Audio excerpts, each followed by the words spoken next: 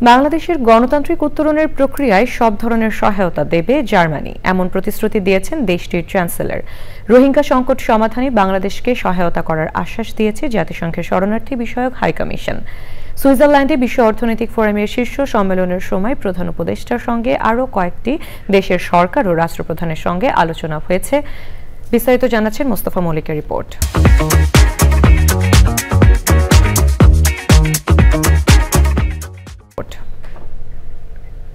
বিশ্ব অর্থনৈতিক forum WEF এর বৈঠকে যোগ দিতে 4 দিনের সফরে মঙ্গলবার বাংলাদেশ সময় বিকেল 5:25 সুইজারল্যান্ডের জুরিখে পৌঁছান প্রধান উপদেষ্টা অধ্যাপক মোহাম্মদ ইউনুস।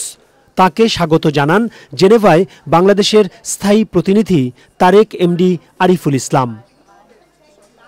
সুইজারল্যান্ডে অবতরণের পরপরই শুরু হয় প্রধান উপদেষ্টার কর্মব্যস্ততা। মূল বৈঠকের সাইডলাইনে সরকার প্রধানের সঙ্গে বৈঠক করেন জার্মান চ্যান্সেলর ওলাফ সলৎস।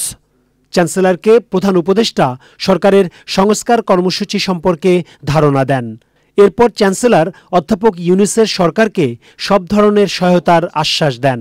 অধ্যাপক ইউনুস জার্মান নেতাকে জানান তিনি একটি ঐক্যমত্য কমিশনের নেতৃত্ব দিচ্ছেন, যা 6টি কমিশনের জমা দেয়া সংস্কার প্রতিবেদনের উপর ভিত্তি করে রাজনৈতিক দলগুলোর মধ্যে ঐক্যমত্য গঠনে কাজ করছে। জার্মান ব্যবসায়ীদের একটি প্রতিনিধি দলকে ঢাকায় এসে বিনিয়োগের সুযোগ অনুসন্ধানের আহ্বান জানান অধ্যাপক ইউনুস।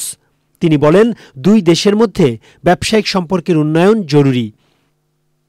এরপর প্রধান উপদেষ্টা বৈঠক করেন জাতিসংঘের শরণার্থী বিষয়ক হাইকমিশন UNHCR এর হাইকমিশনার ফিলিপ্পি গ্র্যান্ডির সঙ্গে। ফিলিপ্পো প্রধান উপদেষ্টাকে বলেন, রোহিঙ্গা সংকটের টেকসই সমাধান খুঁজে বের করতে বাংলাদেশকে সব ধরনের সহায়তা দেবে সংস্থাটি। প্রধান উপদেষ্টার সঙ্গে দ্বিপক্ষীয় বৈঠকে সংস্থার প্রতিনিধি বলেন, সমস্যার সমাধান প্রয়োজন। অধ্যাপক ইউনুস বলেন, রোহিঙ্গা সংকট নিয়ে বৈশ্বিক মনোযোগ ফিরিয়ে আনা প্রয়োজন। আরও 1 লাখ শরণার্থীর প্রবেশ বাংলাদেশের উপর বাড়তি চাপ সৃষ্টি করেছে। পরিস্থিতি আরও জটিল হচ্ছে।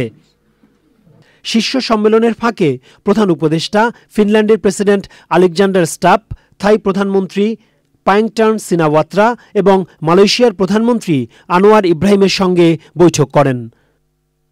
Mostafa Mallik, channel I, Dhaka.